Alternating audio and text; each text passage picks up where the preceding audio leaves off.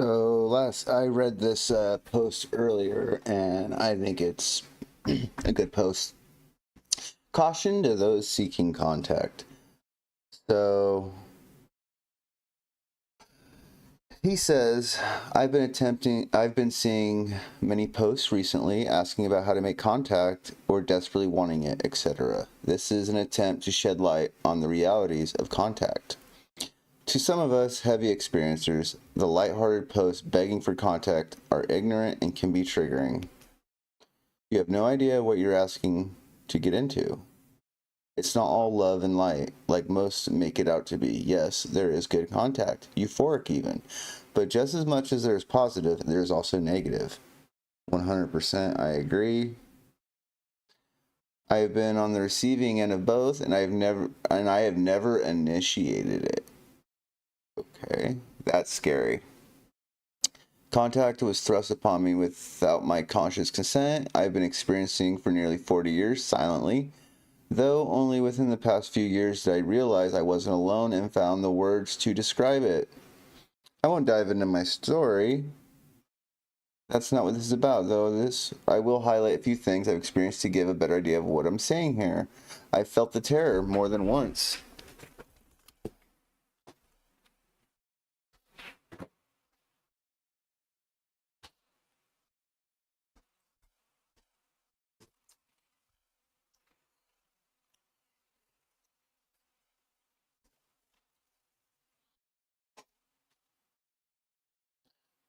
I have felt the terror more than once of being removed from my bed at night, the inability to control my own body, to free myself. I have had beings lurking in my room at night, watching without invitation. I've questioned my own sanity after my partner insisted my experience were just dreams. I felt the touch of tiny hands pinning me down and injecting me with unknown substances. That's terrifying. I've seen the faces of many beings and species, felt great love from many, as well as cold and calculated indifference. I felt the frigid metal floor of an unknown craft as I lay huddled, too terrified to open my eyes. I've seen utopias and dystopias. I've experienced true darkness and true light. I've spent countless nights with every light on, afraid to sleep, fearing being taken or visited. I spent weeks at a time wondering if I had the strength to continue on because it was too much. I've seen crafts and orbs. I've experienced timeline shifts and missing time. I've had explained marks and medical anomalies. Contact is commitment to life-altering realities. It is a commitment to change. Once the door is open, it does not close.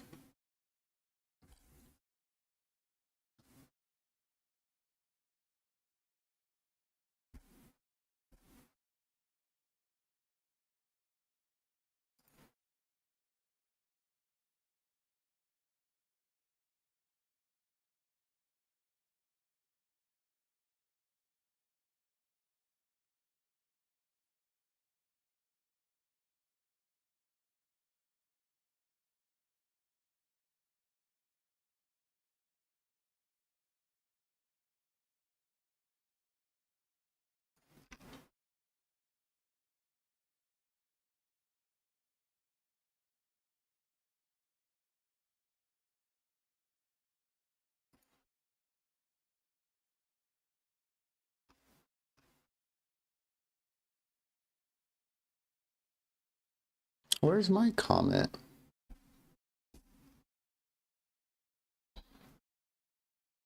Oh, sure, I got a new subscriber.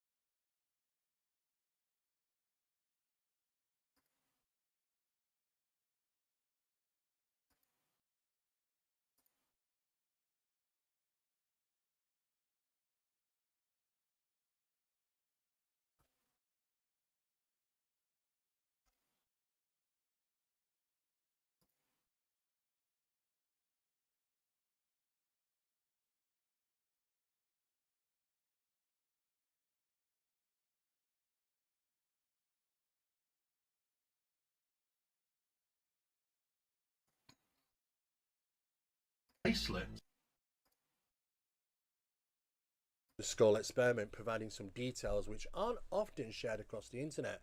Of course, we knew Robin personally quite well and were in discussions, and he was able to share some things to us on a personal note, which we are also going to be sharing in this video, and trying to answer one of those most important questions: why did the skull experiment suddenly and abruptly stop? And there's probably a very good, interesting reason why that actually happened. So we hope you enjoyed this episode. Please don't forget to like, share and subscribe. It's really important, guys. Thank you. Hope you enjoyed the episode.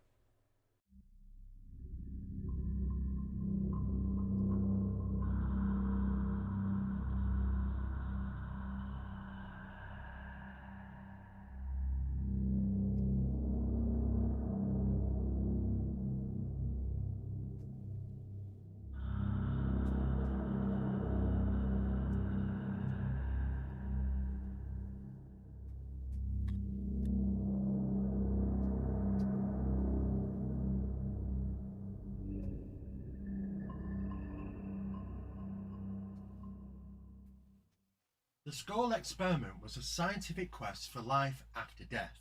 It was run by Robin Foy, who once stated, "We wanted to provide physical evidence for other people to witness, evidence that could be studied scientifically as actual proof of life after death." The journey started in 1993 when a small group of researchers began an ambiguous 5-year experiment to explore and document physical phenomena from the spirit world. The goal was to produce measurable, testable evidence that could support the existence of life beyond death. This effort culminated in 1998 with results that included audio, video, and photographic material, hailed by some as the most compelling scientific inquiry into the afterlife ever conducted. Known as the Skull Experiment, named after the village of Skull in Norfolk, England, the investigation was carried out by a group of 7 individuals: Robin Foy and his wife Sandra, Diana and Albert Bennett, a French woman named Mimi, a man named Ken and his friend Burnett. The Foys, long active in paranormal research, were searching for the ideal blend of energies to help generate physical manifestations, sensory phenomena such as lights, sounds, smells, touches, and tastes that could be perceived by all, not just messages conveyed through a medium. The group was independent, non-religious, and apolitical. Their intent was to create a universal body of work that would resonate with people regardless of their belief system. Weekly sessions were conducted in the cellar of the Foy's home, an old farmhouse, and it was there they claimed to have made direct contact with entities from another realm, a spirit team made up of thousands of discarnate minds, some of whom had allegedly been scientists and researchers in life. The early months yielded little more than occasional knocks and faint whistles, but in April of 1993, 3 months into the experiment, an object was knocked off the table. A week later, the same thing happened again.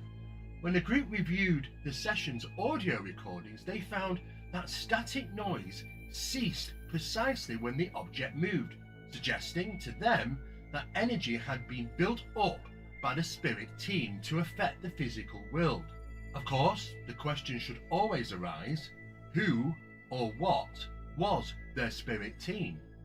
In accordance with later experiments carried out by the Scientific Establishment of Parapsychology, SEP, in 2006, evidence was obtained of high deception when it came to intelligent communications, and how the phenomenon was capable of obtaining information directly from the experimenters' minds. At this stage, caution should have been applied once a regular conduit of communication was established. Over the summer, phenomena intensified. Members witnessed inexplicable lights and mist, felt unseen forces tugging at their clothing, and observed object levitation. Initially, Robin and Sandra Foy served as transmediums, allowing spirits to communicate through them. However, they felt that this method introduced psychological pressure and handed control over to the spirit team. giving the phenomenon clear access to guide them. The team then began working through Alan Bennett and later his wife Diana, through whom full verbal communication became possible during the sessions. By October 1993, the first apport, a physical object allegedly teleported from elsewhere, materialized, a mint condition Churchill Crown coin, no longer in circulation since 1966. From that point, physical manifestations increased. The group witnessed light phenomena, levitation, written messages, and even partial spirit apparitions. The spirit team, said to consist of a core group including William, Albert, Joseph, and Edwin, communicated regularly across 500 sessions. Other recurring figures included Mrs. Bradshaw, a Victorian-era woman, Patrick McKenna, a Jovian ex-priest, and Raja, an Indian guide. These personalities guided the group and often commented on the experiment's direction, leading them deeper and deeper, edging them closer to a conduit of communication with non-human intelligence. On November the 1st, 1993, after a session filled with unexplained thuds, the group found several objects on the table, each assigned to a member. Items included a silver thimble, a silver locket, a bracelet, a medallion, a miniature spoon and bowl, and a gold token with hieroglyphics on it. More than 70 such items would appear over the 5 years, none of which, of course, were made of iron. The spirit team attributed these abilities to create these phenomena, creative energy, a blend of their spiritual energy and human energy drawn from the group, as well as earth energy. This earth energy seemingly easier to tap when the geological location of the experiments are below ground and away from any form of UV light. Of course, the skull experiments were being conducted in a cellar beneath the house. A spiritual doorway was reportedly created around the table, allowing spirits to pass into the cellar room more easily. You could say an electron diffusion region was created. Strange lights began to appear regularly, some as small as a pea. An ancient spoon, brooches, medallions, and more. Of course, images, but also operated.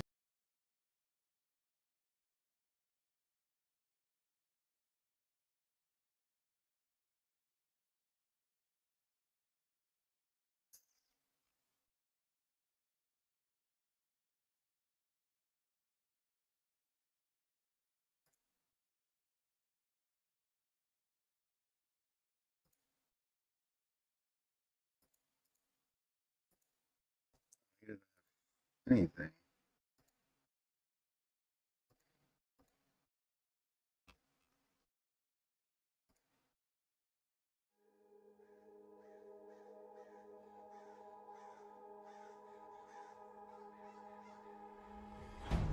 All I could see was this black outline, big black outline looking in at me. I could see more of its muzzle sticking out and kind of it.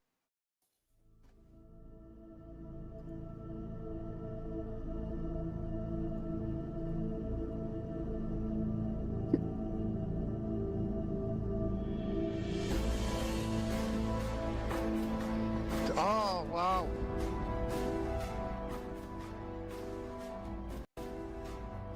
Everybody, and welcome to Truth Proof. And got a bit of a treat for us all today because quite unexpectedly, I've ended up talking to a guy who's got some incredible information that he's wanting to share. And I've exchanged a bit of correspondence over the last few months, and I'm really looking forward to speaking with him. And John's going to start from childhood, and he's just going to work through, and we'll see where this leads us. And we're talking about cryptids, and no doubt it might lead on to other things. So I'm just going to bring John in to chat. Hello, John. How are you doing? Good, Paul. Good to finally connect.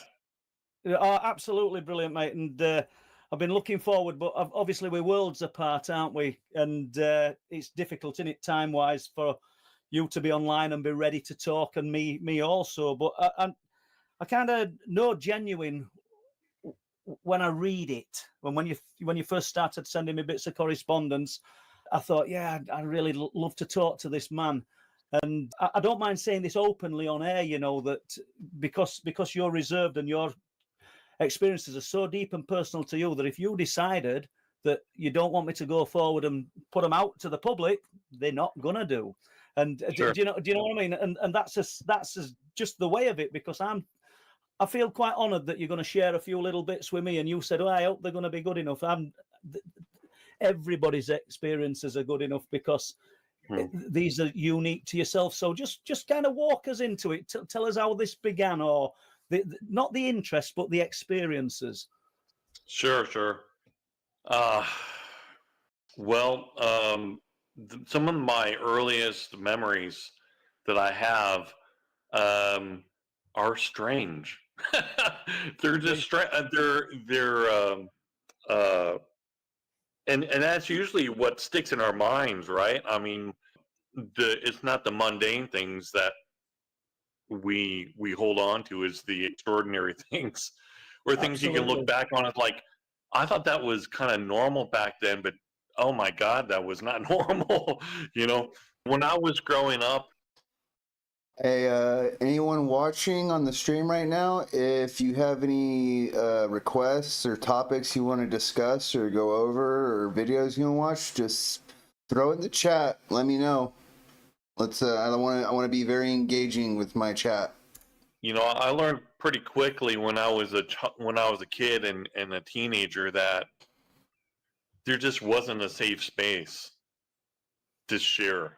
You know, I could talk with my mom about spiritual things, but looking back, I think that, you know, both my parents are gone now, but there were some things that occurred in my earlier years where I guess I didn't have enough confidence in my own parents to be able to share these things, and um, I'm you know, I'm still digging into that in my own Yeah. life, in my own personal life, you know. It's difficult, that one, isn't it? I mean, you hit on something straight away when you said, and I'd never thought about it like that, John. Seriously, there wasn't a safe space, and I wonder how many other people think that. What a two words that were so impacting, powerful. In my younger life, there wasn't a safe space, because instantly I thought, yeah, I felt exactly the same when I. You know, they ain't wrong. It's only been the last 10 years since 2016 that talking about this stuff openly was no longer considered taboo. But even to this day, when I talk about this stuff with people, they just look at me like I'm out of my freaking mind. And it's discouraging, but it's like, whatever, you know, I gotta say my piece, you know. Eventually everyone's, you know, gonna have their own experience, and yeah. Anyways, yeah, we've come a long ways as far as discussing this stuff. So I was growing up, you know, as a little boy, I never thought of it as a safe space, but there was nowhere to share the things that I were experiencing. It's a great way of putting it. Yeah, and especially when you don't understand, you know, when you don't understand what's going on or why or what happened, and it's more of a nightmare than you know, because when you're a kid, when you're especially when you're really young, you know, you don't have a frame of reference to be able to understand or to be able to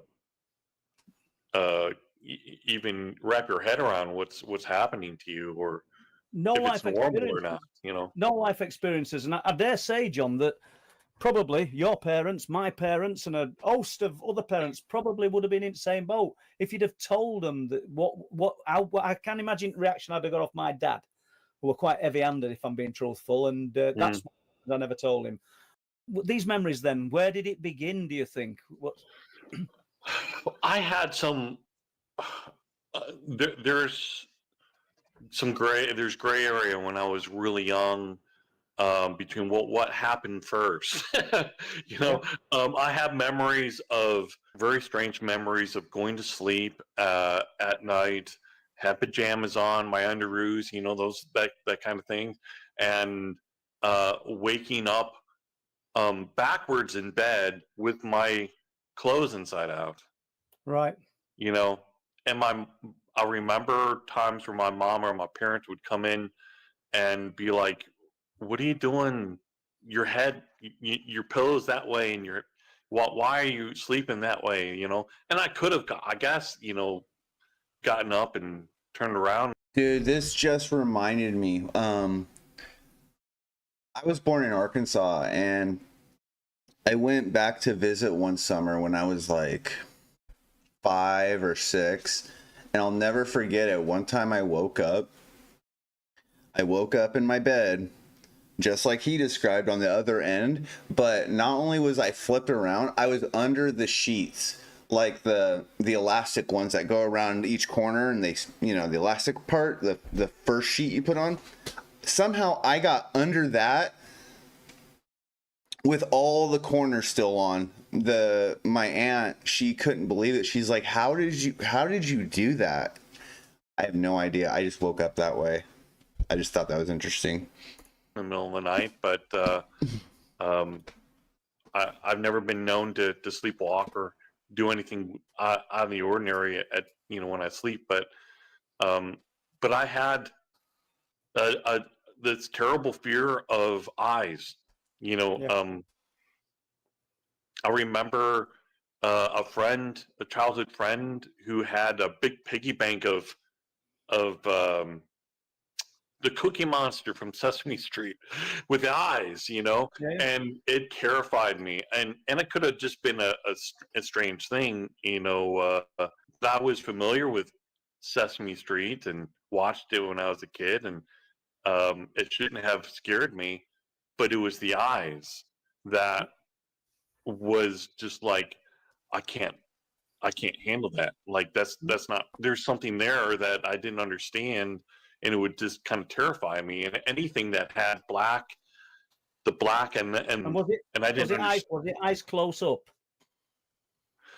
Well, it was just like, I guess, eyes in general, in dolls, dolls, and things like the Cookie Monster, and things like that, and I didn't understand why I felt the way that I did, and could it just been a regular childhood being scared of everything? It could be, but looking back, knowing what I know now, it's like I think I'm probably had experiences at a very young age, and didn't and don't have memory of it. I do have strange snippets in my mind. I guess I should share the most prominent thing that happened to me as a young boy. I was 7, and we had gone on a field trip to a nature preserve in outside of Chicago, Illinois. I grew up in Park Forest, Illinois, and my school, we went on this field trip to this nature preserve, and there were all these trails that we would walk through, and there was woods and swampy area, and I remember being in the back of the line, because it was a single trail through the woods. Right. And the teachers were there. The whole class was there, but I was in the back of the line, and there were no other adults in the back of the line. No adults to support you. And now it's like terrifying to even think about that, especially with missing 411 stuff, that we all know about.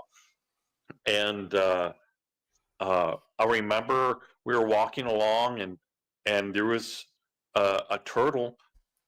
I just happened to see a little turtle on the side of the trail, right off trail. And I guess nobody else had noticed. I was like, well, I had never seen a turtle before, a living turtle, you know.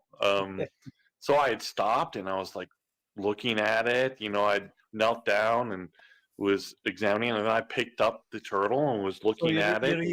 you're even more separated.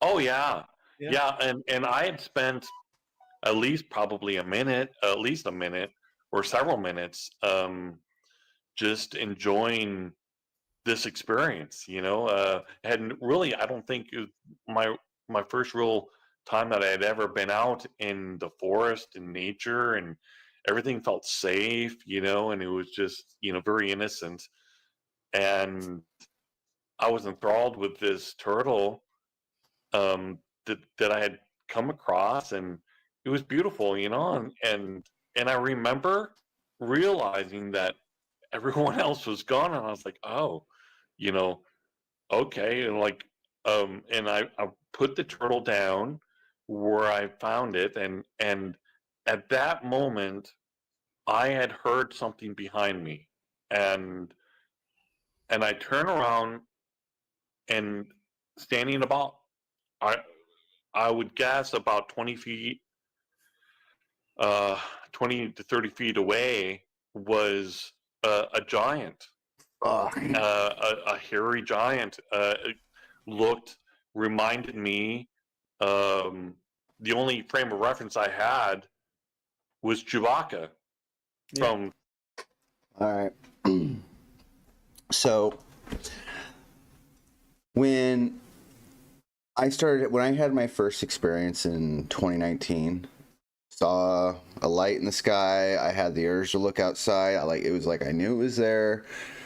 And after that, I started seeing more stuff later on, a couple years later.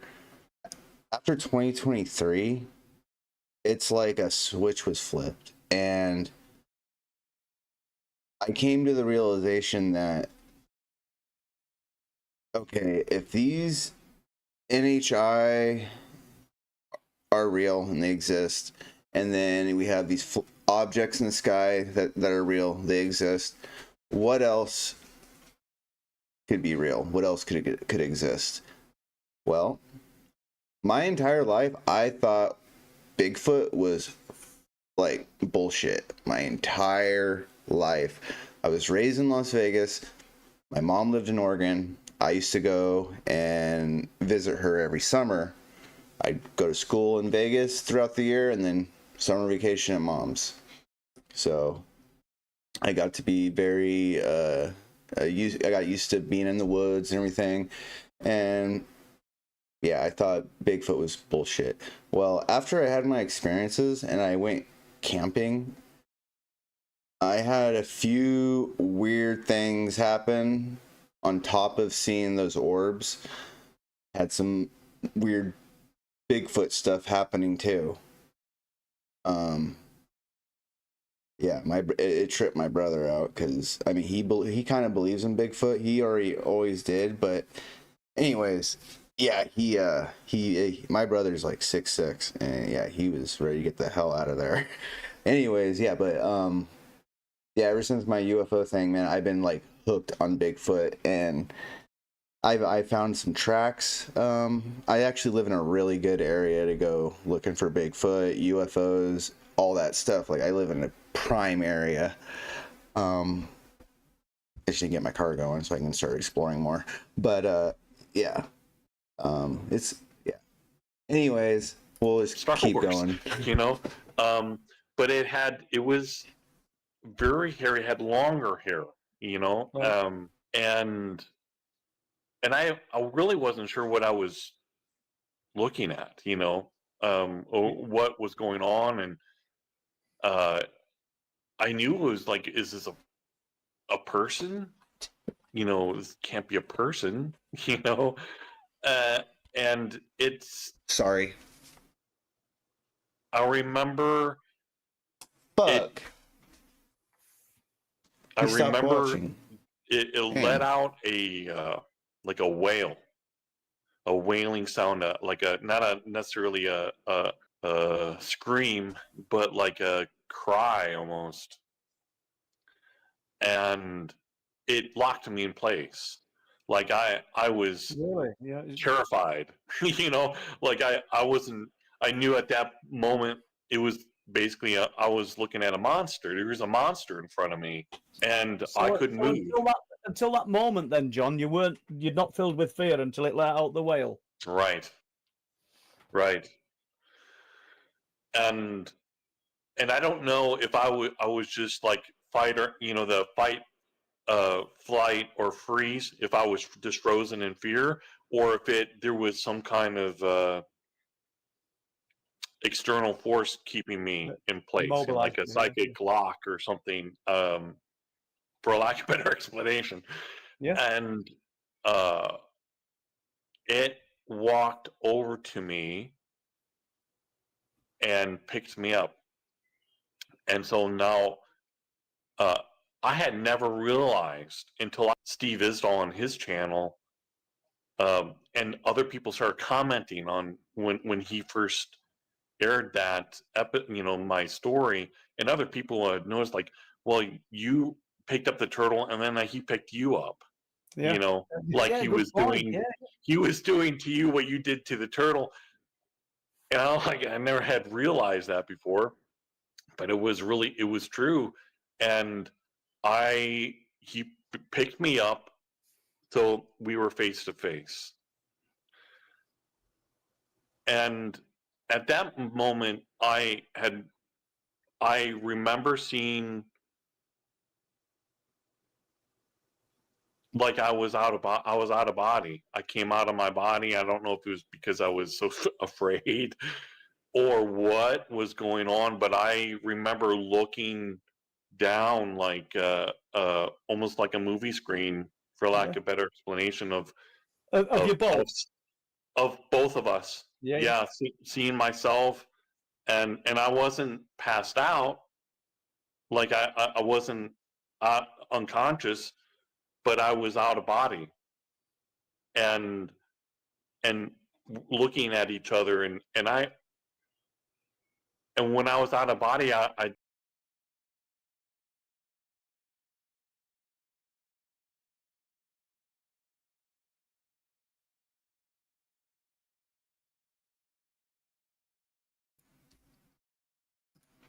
All right, so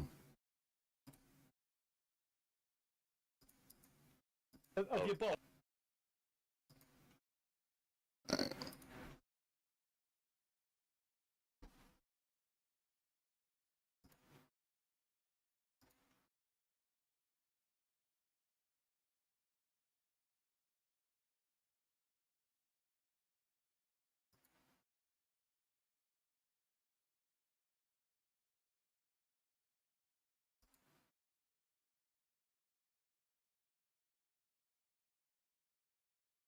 I inadvertently connected with my star family, and I was deeply, deeply healed.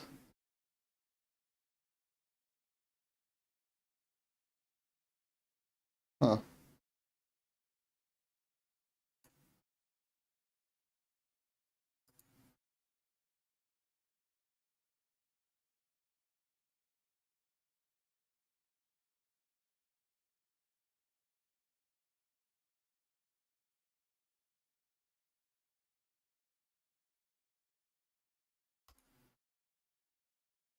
Oh, this is a good one.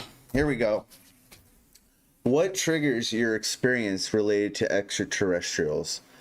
Like a medical condition, trauma-induced experience, or maybe you are into New Age or sci-fi, and how do you relate your extraterrestrial experience with day-to-day common experiences? Why does some people experience ETs and others, most of them man and woman, and them kind, don't, like, ever? I also think that people from some generations never get extraterrestrial contact, while some generations got spontaneous forms of contact, like the generations who are after World War II never heard of ETs, UFOs, etc. Another factor maybe triggering extraterrestrial contact is upbringing and exposure to various themes in life. Okay, so here we go.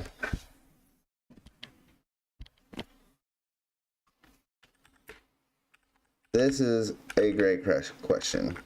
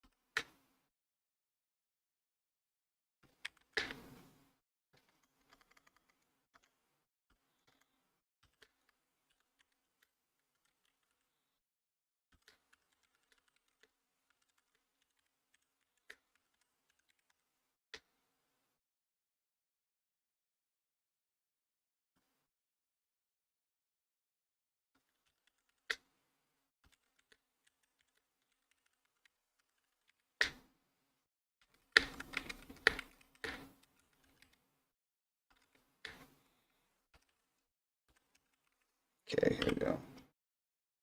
So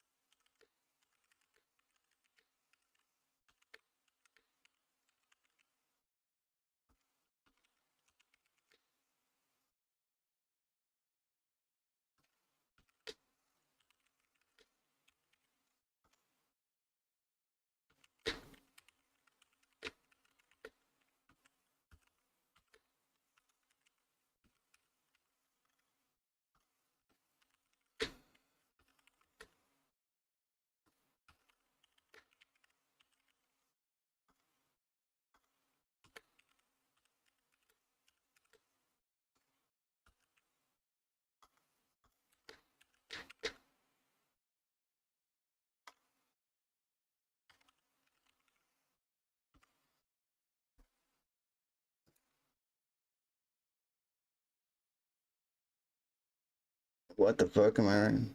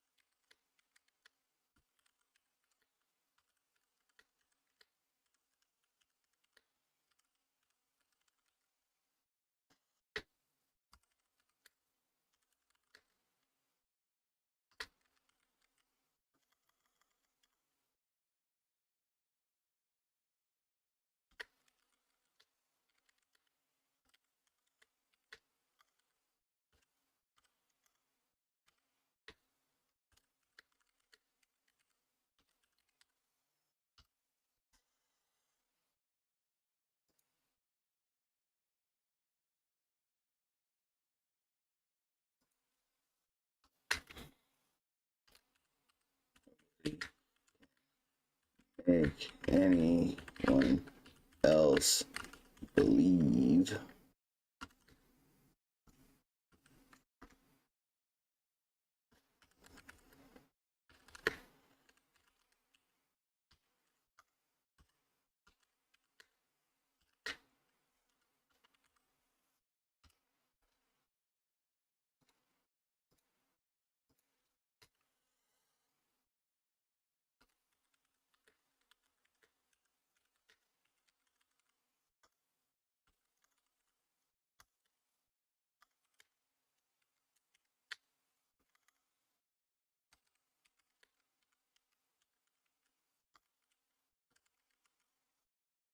Hey, what's up? How you doing? All right.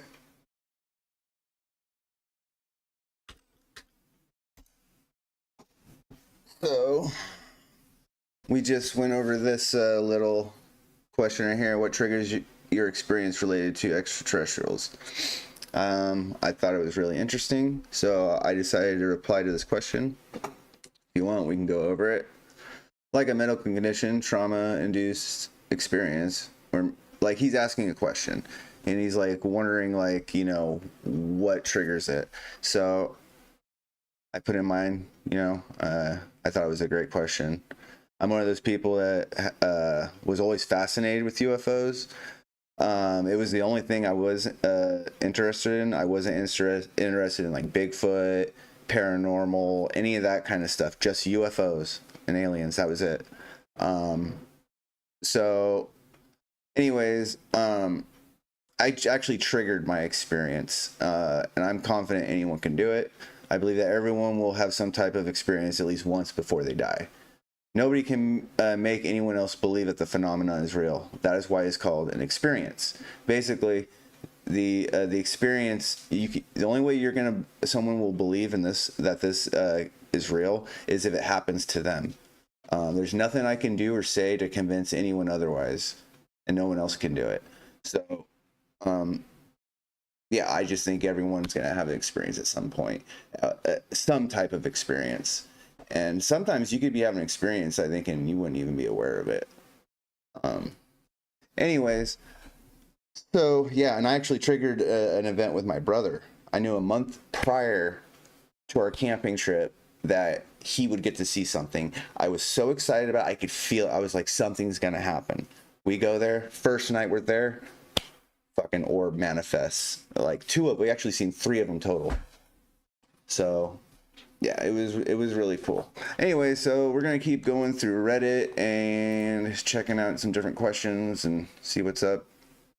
So, hi Strange, what if pure consciousness splinters into human minds just to experience separation? Okay, so yeah, like, so we're basically the universe living, experiencing life. So like when the Big Bang happened and everything, like it could have created life to be able to experience it. I know this is exactly what that's talking about. See, I saw a craft less than 70 feet away. In 1975, I was 20 years old. 3 of my friends were riding with me on the way to a party. It was the second half of May. That's funny, May, huh? That's when I had a major sighting. We had to stop at a railroad crossing because the barriers were down. The klaxon was ringing. Looking down the track, we saw what we assumed was the light of a train, but as it passed, it was a colorful globe shape. It was 3 feet off the ground and went right in front of us. Unfortunately, we didn't have camera phones. Not that we would have had been ready as it flew by.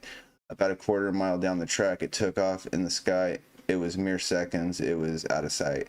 At the party, 2 of my buddies were talking about it, but the guy, what the hell? We're talking about, but the guy who was in the front seat says he doesn't remember it. He later discovered there was a total lunar eclipse that night. I've seen other weird lights in the sky, but nothing that close. Cool. Yep. So I see that somebody's watching. Do you have access to your, to the chat? I'd love to engage and maybe discuss discuss the phenomenon. So if that's something you'd like to do, just go ahead and send in a chat. Otherwise, I'm just going to keep going through here, and we're going to keep looking through experiencers. Caution to those seeking contact. This is a good one. I already commented on this one. I think it's important to go over it. Caution to those seeking contact. Excuse me. I've been seeing many posts recently asking about how to make contact or desperately wanting it, etc. This is an attempt to shed light on the realities of contact. To some of us heavy experiencers, the lighthearted posts begging for contact are ignorant and can be triggering. Yes. You have no idea what you're asking to get into. It's not all love and light, like most make it out to be. Yes, there is good contact, euphoric even, but just as much as there are positive, there's also negative. 100%. Can't have light without darkness, yin and yang. So if there's good, there's got to be evil. You know what I mean?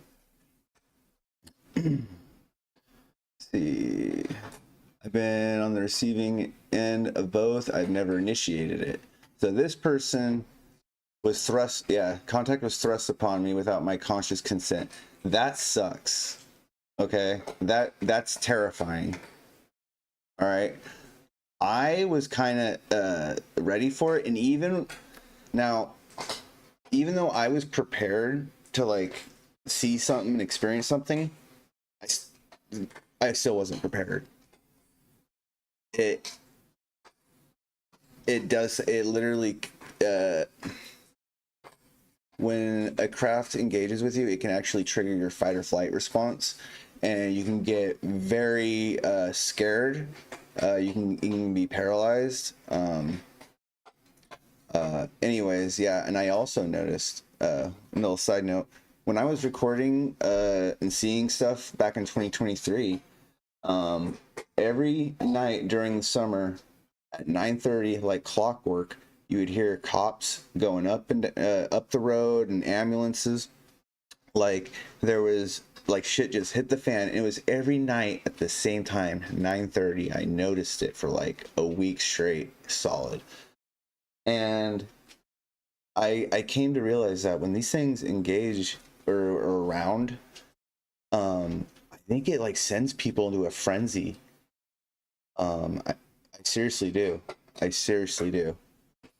Anyways, this person says, I won't dive into my story. That's not what this is about, though I will highlight a few things I've experienced to give a better idea of what I'm saying here.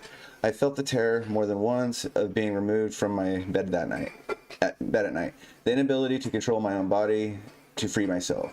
I've had beings lurking in my room at night, watching without invitation. I've questioned my own sanity after my partner has insisted my experiences were just dreams. I felt the touch of tiny hands pinning me down and injecting me with unknown substances. I've seen the faces of many beings and species, felt great love from many, as well as cold and calculated indifference. That's heavy. I felt the frigid metal floor of an unknown craft as I lay huddled, too terrified to open my eyes. I've seen utopias and dystopias. I've experienced true darkness and true light. I've spent countless nights with every light on, afraid to sleep, fearing being taken or visited. That's fucked. You know, excuse my language, but that's terrible. I kind of know what that's like. Like, I had a few experiences, and during that period of time, one of those events, I actually went into a psychosis. I didn't leave my house for 3 days. I missed work. It was terrible. Yeah. Anyways, so what this person is saying, dude, I resonate with that 100%. Like, I feel that. Let's see. I spent weeks at a time wondering if I had the strength to continue on because it was too much. existential crisis. Get it? I've seen craft and orbs. I've experienced timeline shifts and missing time. I've had unexplained marks and medical anomalies. Paranormal experiences are life-changing. It's traumatic. This stuff is not a game. Not a flight of fancy one can just turn on and off. Yeah, I'm like, see, I initiated mine, and once that door was opened, it's like I was able, like, all the phenomena became like real to me. Like after the UFO thing, I started having Bigfoot sightings. I started having poltergeist activity. I started seeing orbs like within a few feet of me. Seeing stuff in the sky zip by just right over my head. And it's a door you can't close. That's why I think the founding of our space program is so interesting. Let's see. Contact is a commitment to life-altering realities. It is a commitment to change. Once the door is opened, it doesn't close. Now, what this person's saying is true. UFO phenomena is like 100% correlated to paranormal phenomenon. Like when there's reports of UFOs or cryptids or whatever, any type of there's usually other type of activity that's also reported in the area.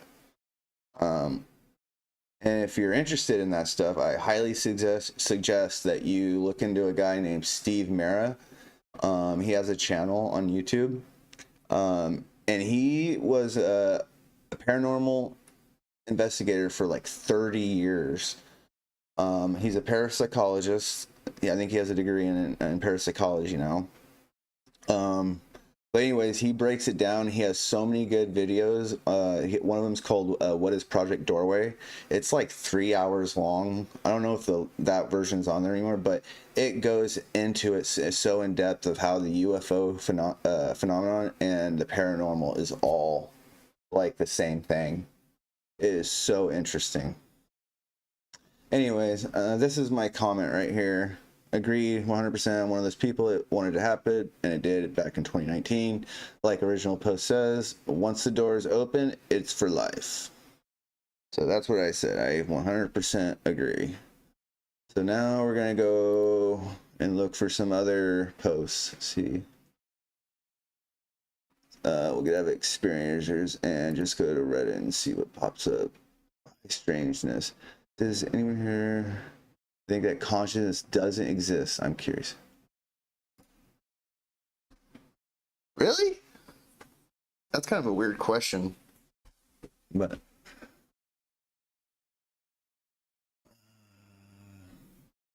not going to read this one online. I'm just kind of skimming it. I honestly, I think that's kind of a dumb question. I mean, there are no dumb questions. I feel bad for saying that, but sue me. I don't know what to tell you. The response to White Earth argument against extraterrestrial visitation. Okay, let's see this. A lot of UFO skeptics say it's super unlikely that out of all the planets in the galaxy, aliens would end up coming here to Earth. But honestly, I've never really understood the logic behind that argument. Why exactly would it be so improbable for aliens to visit Earth? What are the skeptics base this assumption on? What parameters are they using to calculate how likely or unlikely that scenario is? Okay, right off the bat, dude, it's Earth. We have water. It's stable living conditions. Like it's where life can exist. Like, why? Of course, if you were an alien, you'd be looking for a planet that could sustain life. Anyways, even though we're still relatively primitive civilization by most standards, we've already figured out how to detect potentially habitable planets outside our solar system. We can observe the atmospheres and exoplanets and identify gases like methane and carbon dioxide, which might point to biological activity. And it's not a stretch to say that in the near future, we have tools sensitive enough to pick up even more subtle signs of life. Eventually, we might be able to spot solid indicators of technology like artificial lights or traces of industrial pollution coming from planets light years away. It's a lot of reading. Now, think about the hypothetical civilization that's 1,000 years ahead of us. Capabilities would likely blow ours out of the water if we, despite being so early in our cosmic journey, are already on the verge of detecting biosignatures with technosignatures. Then it stands to reason that such advanced civilization would have mastered this stuff ages ago. They could probably scan entire sectors of the galaxy with pinpoint precision. Probably. So the idea that aliens would have needed to randomly stumble upon Earth doesn't really hold up. Dude, dude. Give this man a hand. If they're advanced enough to detect life signals across space, then spotting Earth as biologically active planet would have been easy. They could have noticed signs of life in the past and made a conscious choice to come check us out. The notion that their arrival would be some sort of crazy coincidence is based on an outdated, human-centered way of thinking that ignores what truly advanced. Okay, so let's go ahead and check out the comments. The argument is that any civilization that can travel the universe is realistically a post-scarcity civilization. In other words, if you can go anywhere, you can get an infinite amount of resources. There are absurdly zero resources on Earth that can't get you somewhere else. The only reason a civilization would be interested in Earth at all would be to study the life forms that originated from it. And even then, humans and animals from the Earth are likely just as mundane as any other primitive species anywhere else in the universe. In short, nothing is special about Earth, and aliens have no reason to be interested in it. Why Earth is really as simple as it sounds. There's really nothing crazy going on here compared to the vast scale of the entire universe. Dude, this... Okay. What is this, dude? Let's check this guy out real quick.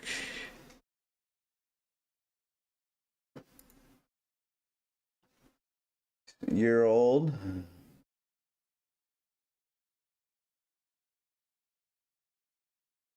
All right.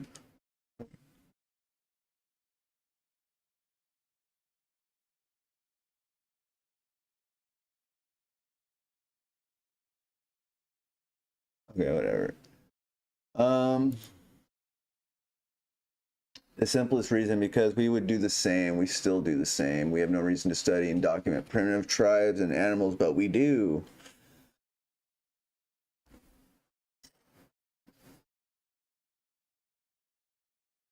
Because Earth and humans exist, I can make the assumption that countless similar planets and species exist as well. I don't need to individually verify each and every planet and species to make this statement. Anyone got anything to say? You want to add anything? You want to get in this? We can do that. We can do that right now. I'm saying it doesn't matter. Find literally any interesting species in the entire universe, and you can expect there to be an infinite amount of nearly identical species out there just like it. The universe is so vast that originality likely doesn't exist. If there's one thing, there's a billion of that same thing out there. Okay, that's probably a really good, okay. I'll give him some respect. That's actually true. So take ants, for example. Sure, ants may be interesting, but there's 15,000 different species of ants, most of which are nearly identical to each other. Let's say one of the species of ants represents humans. What are the odds of an alien civilization decides that humans are more interesting than 15,000 other similar civilizations? Unlikely. Now scale this up with potential infinite universe. What are the odds we get chosen over a potentially infinite amount of other civilizations? Nearly zero. Earth is only special to us because it's all we know. If aliens can travel the universe, there are no limits to what they can find. Earth isn't likely to interest aliens. Well, that's if they are aliens. Like actual creatures or beings from another planet coming here through space. Okay. But when you start getting into when you're traveling those kind of speeds, when you're using warp drives and stuff, you're getting into dimensionality. Okay. And then when you start talking dimensionality, you start thinking of, supernatural. Well, I guess, okay, well, supernatural just basically describes something that we can't explain, or something that science hasn't explained yet. So what I'm getting at is,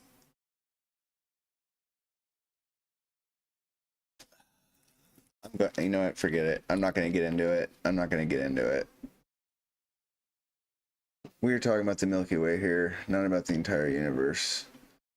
Says who? It is equally absurd to say that aliens are restricted to traveling throughout the galaxy and that aliens would somehow take interest in Earth. You back and edit your comment to add new sentences I could reply to. I'm going to reply to all the sentences that weren't in the original comment you added later. Take answer example. Sure, ants may be interesting, but there's 15,000. Blah blah blah. Okay, yeah, there are millions of people on this planet who love insects, who study them seriously, even academically, and who could name all those different ant species and describe them in detail down to the tiniest difference. If there are people like that here, why wouldn't there be people like that out there? And that's assuming that all species living on every inhabitable planet in the galaxy are nearly identical to each other, which is something we don't actually know, even though you keep treating it like it's an established fact. Now he's responding to this. What are the odds that aliens synthesize humans are born? Okay. As I've already explained in the original post, which you clearly didn't read, there's no reason to believe that aliens have picked our planet and our civilization instead of other planets and civilizations. Okay, you know what? I don't even care about the. Honestly, I don't even care about this because they're talking about aliens, and honestly, like, I know that's the name of my channel, Let's Talk Aliens, but when I say alien, like, that describes, I'm using that as a word that generally describes, like, all of the phenomena, all of the possibilities, all the things. All right, so, but personally, like, my personal belief is that there is, like, there's something to energy, positive and negative, good, evil. I really think there's something to that, and it gets spiritual. I think that's the thing that we need to be focusing on. Like, well, I guess the whole topic actually, it covers so much. And I just guess I'm just getting a little biased at this point, but and it's just me sitting here talking. I wish I had more people or something. It's like I can only say so much, and it's like I feel a certain way about the whole thing. And the thing is, I don't even know how I feel. I'm still trying to figure out the answer. And my headset just died. Yeah, but I'm still trying to figure out the answer. And if there are, like, alien or, like, space faring civilizations out there, that would be cool as hell. And, then there's the whole thing, like, that aliens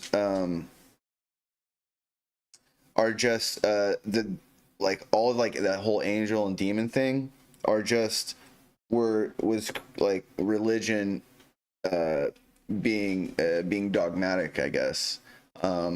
So, like, they were just saying it was demonic or whatever because it was something they didn't understand, but really they were aliens. And that could be totally true, and I'm sure it is to an extent, but I feel like there was too much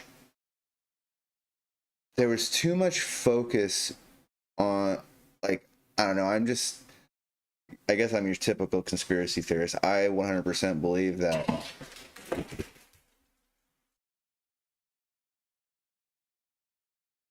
what was that?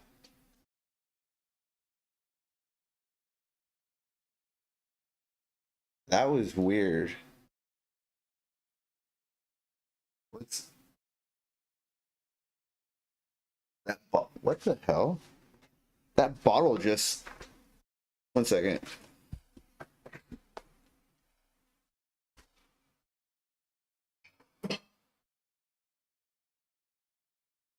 This bottle, I think, fell through there's little bars, and I have these bottles laying right there. Unless he poked it. I don't know if he did. Maybe he did.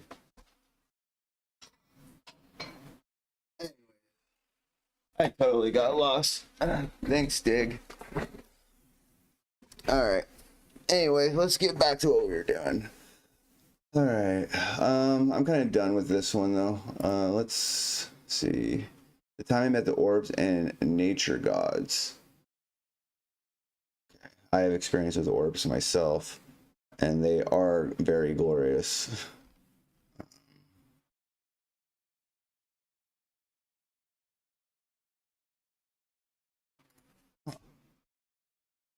Made clear reference to the 1933 Magenta UFO crash and German involvement during his Dulce Base lecture in 1995. Was the Magenta crash public knowledge when Phil gave this speech?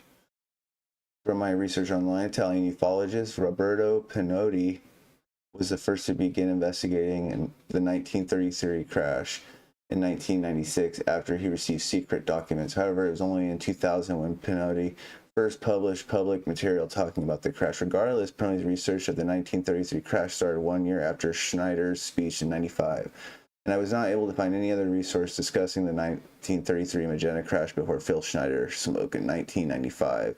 Does anyone know if knowledge of the Magenta crash was publicly documented before Phil spoke in 95? I don't believe I've ever seen anyone point this out before. That's true. I've never... Nice catch poster. No shit, dude. You know what? That's gonna not vote. Phil has been laughed off for a loon for ages, and he may have been unstable. Yeah, if you look into the historical record involved with these programs, are any of these individuals publicly known seemingly normal? I believe it requires a certain edge of lunacy to accept the nature of our reality when it comes down to these deep legacy clandestine secrets. Maybe some of these folks are even recruited based on their level of instability due to their future unaccountability if they choose to disclose like Phil did, or Bob Lazar, or Benowitz. Dude. Thank you. Thank you, dude. Bravo, dude.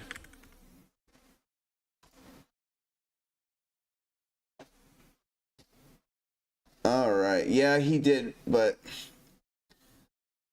you know what? Like, I really think they do. Like, if they're going to recruit you in one of these programs, like, they're totally going to use people that they can just get rid of. You know what I mean? People that they'll like, oh, no one's going to believe this guy. You know what I mean? Like, it makes total perfect sense when you think about it. All right, let's get out of here. Spiritual awakening. Have you ever felt this world must be a simulation? Kinda. Yeah. Is there anything to this? Do you have any moment when you were convinced you were in a simulation and it doesn't make sense otherwise? I don't mean those glitches in the Matrix and stuff like that some people talk about, but events and phenomenon in real life that in your opinion feel so weird and nonsensical that they must be, it seem engineered somehow. Dude, I've wondered about that. Like, when you see, like, when you're seeing UFOs, Dogman, whatever, like, dude, that's a glitch, dude. Like, the veil is like thinning right there, and some people can see or can have a ability to be able to like perceive these things more easily, and that's what it comes down to. Like, our brains are wired basically so that our brain literally creates our reality for our eyes to see. Meaning, like, so if we see something, I can't believe that just happened. Next. Hello from Lucknow, India. New to the channel. How you doing, brother? Hey, what's up, dude? How you doing? Yeah, I'm good, bro. I just noticed that.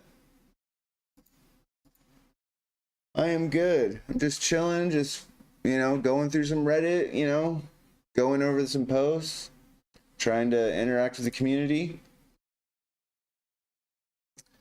So, I don't know. If you got any moments that you felt like this was a simulation, throw in the chat. Green flash turned night today. Oh my god.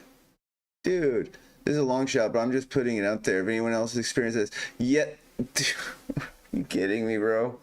About roughly between 28 and 29 years ago, I would have been either 4 or 5 years old. I was playing outside in the backyard during nighttime. It was very dark, so I'm assuming around 9 to 10 p.m. time. All of a sudden, there was a very bright green flash of light, which lit up the entire night sky.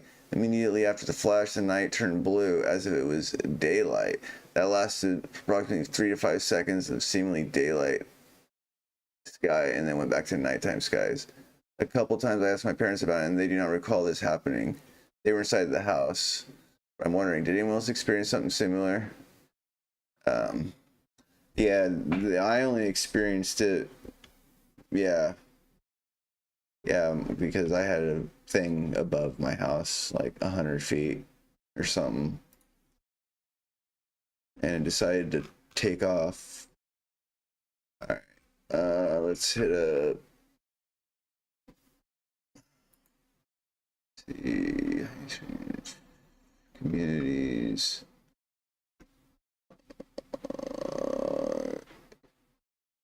Evil believers. We found trillions of them all over the world. In recent NASA affiliate podcast, aerospace engineer Richard Bendurek, who worked on Lockheed systems and flight software for a European Clipperman, started talking about materials recovered during classified research. He claimed they weren't just exotic, they were intelligent.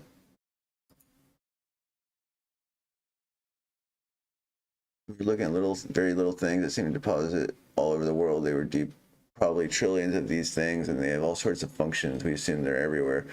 The ones that would work, we would never be able to find because they would cloak themselves or reconfigure. No, what the fuck? Yes, trillions all over the world. He's describing embedded self-modifying tech, some broken, some active, some invisible. He said they could cool their surroundings, try to reassemble, split apart, and vanish.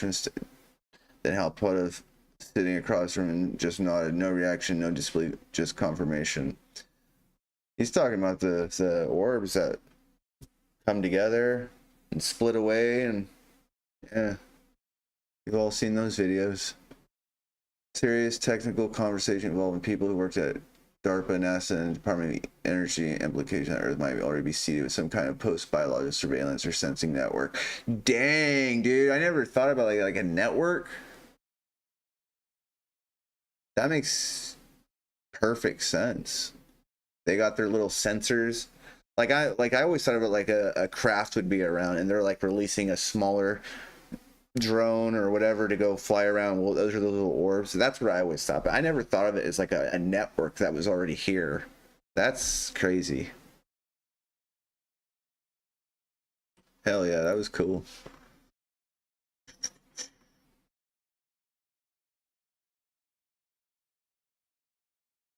Look.